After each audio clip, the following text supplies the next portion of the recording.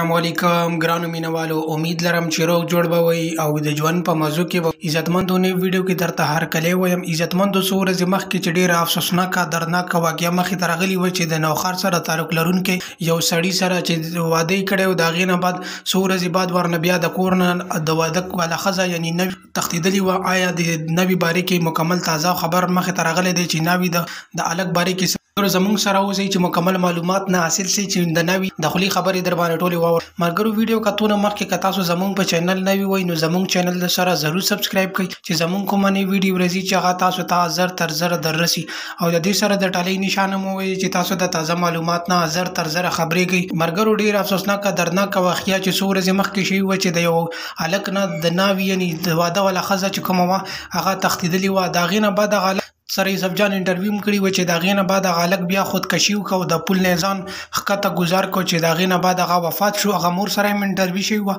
مور هم ډېره زیاته خفه وه چې زموږ سره د ناوې ولې دومره ظلم او زیاتی وکړو چې زموږ عضوي سره یې واده وکړو، موږ دومره خرچې وکړي، د هغې نه بعد موږ نه ناوې وتښتېده.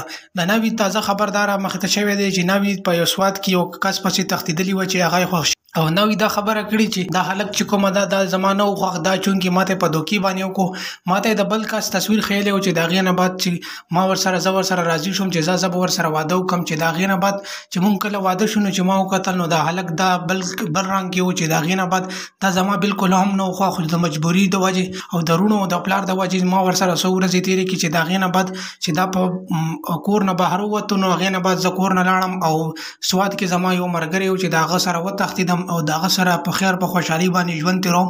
نو زما د ده سره ژوند نه تېرېدو ځکه چې زما دا نه و خوښ.